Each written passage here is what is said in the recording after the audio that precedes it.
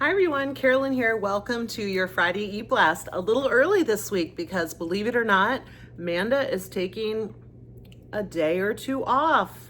So great. We love that for her. All right, let me just get right down to it because we have a surprising amount to talk about given that it's the kind of middle to end of July. So this Sunday, first of all, morning prayer at 8, Eucharist at 9:15, and Polly Parker will be preaching at both services. So we look forward to hearing what she has to say. And we have our VBS camp at the 9:15 service. So bring your kids, invite some kids. Do you have some visiting kids? Bring them on down. It's going to be a ton of fun. All right, before that, we have Saturday. Saturday is Jim Karademus's funeral at 11 a.m. I hope that you can be there to support the family, to mourn the loss of Jim. And he was a much loved member of our church, he and his wife, Barbara. And so please keep them in your prayers, even if you're unable to attend the service Saturday at 11. Also Saturday is the Sean Salisbury Memorial Softball game. That's here in Simsbury, set up at 9:15. The game starts at 11:30. There's a lot of fun, food, raffle items, so just stop by and there's more information in the EBlast about that as well. Additionally, in Simsbury, the Simsbury Police Department has suffered the loss of a colleague, Deb Clark, who was the much-loved animal control officer in Simsbury, has passed away. Her funeral is this Saturday. There is expected to be a large number of police officers in town on Saturday. The service will be held at Vincent's Funeral Home. So please do keep the Simsbury Police Department and Deb's family and friends in your prayers. I did reach out to the chief to let him know that we are praying for him at Trinity. So feel free to pause this right now and just lift the police department and Deb's family in prayer for her loss. All right, so with all of this, fall is coming. Fall comes every year, like clockwork. It shows up, the leaves start to turn. Here we go. So a couple things looking toward the fall in the EBlast. First of all, the costume drive. We are excited about this. We are collecting costumes in good condition. These will be shared with Covenant Care for Children. So some kids can go out and have some fun trick-or-treating this year. This is a great opportunity to invite your friends and neighbors to be a part of the mission. Not everyone is going to come to church, but most people want to make the world a better place, want to bring some happiness into children's lives. So this is a way we can invite them into that mission of bringing some happiness into children's lives through Trinity and through Covenant Care for Children. So Halloween costumes, text your neighbors, text your friends, invite them to drop costumes at your house. Let them know you can pick them up at their house. Even, don't have to be a full costume. If they have a hat or something fun, an accessory, we'll take whatever they have. Be a part of it. Additionally, we're continuing our support of Tariffville School. We're providing goodie bags to the teachers for their back to school breakfast or lunch or some meal. The items needed are listed in the EBlast. Keep an eye out for the back to school sales and pick up some items if you are able to contribute to those goodie bags.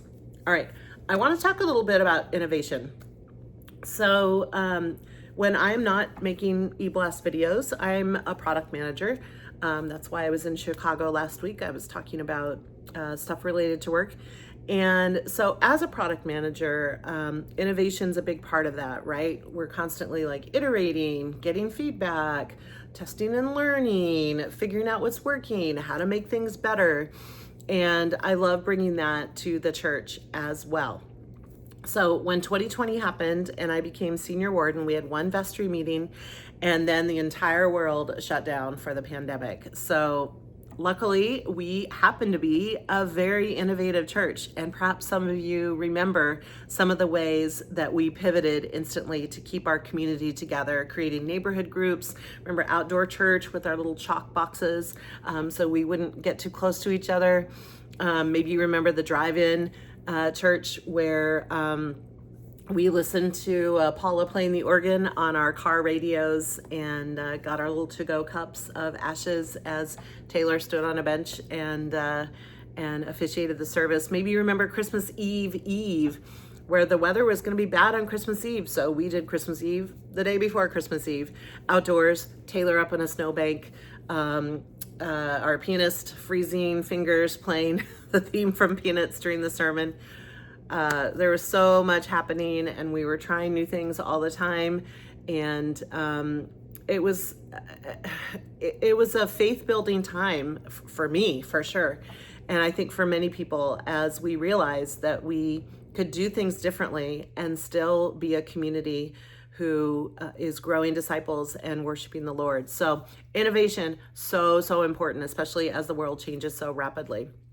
To that end, we are trying out some new things in this time when we're without clergy. Don't worry, we're not getting too crazy, but we are trying out some new things, testing and learning. So for example, the second Sunday, small group Sunday, every month starting this fall, on the second Sunday of the month, we will have no large group activity. That will be reserved to meet with small groups, small committees, get together, go out to brunch, take a walk, take a bike ride, take a hike. We expect to see our knitters gathering to create prayer shawls. You name it. Let's take advantage of the fact that we're in the building for the most part, and we have small groups that want to meet. So that's one thing we're trying. Will we like it? I hope so. If not, we'll pivot, do something different. All right, the other thing that we're trying on for size is starting this fall in September. On the second Sunday of the month, we're going to have morning prayer for both services. This is not because I was unable to find a clergy for that day. This is an intentional choice because, first of all, morning prayer is beautiful. It's a beautiful service in the Book of Common Prayer. And we want to also maintain that strength we've been developing of listening to lay preachers, having lay worship leaders. This is important for a church. Some people are called to that. God has called them to preach, to lead worship, but not to be clergy. So let's enable them to live into their call.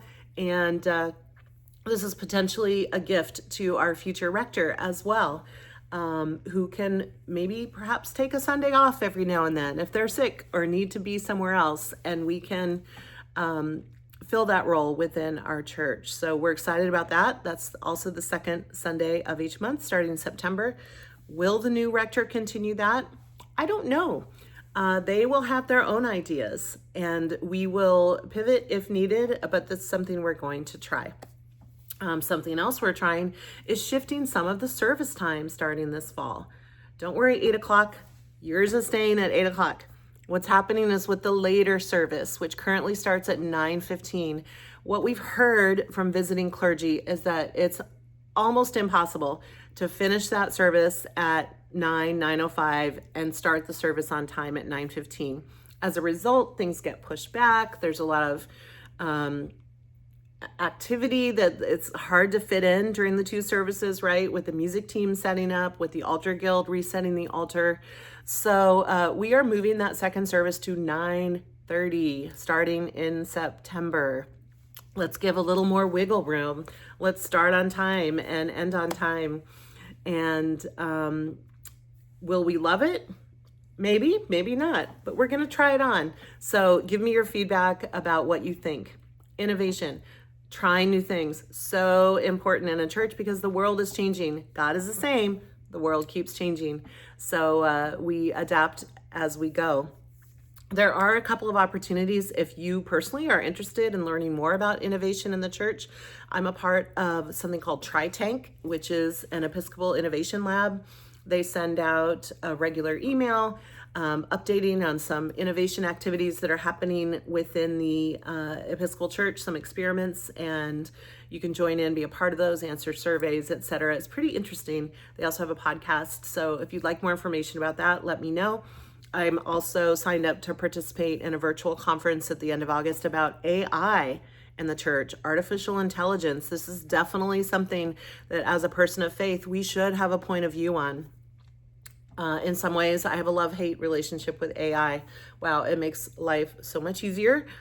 We do use it at work a fair amount, and it does It can do amazing things, but it also, there are some risks involved, right, for human suffering. So there is bound to be job loss. We're already seeing job losses because of AI.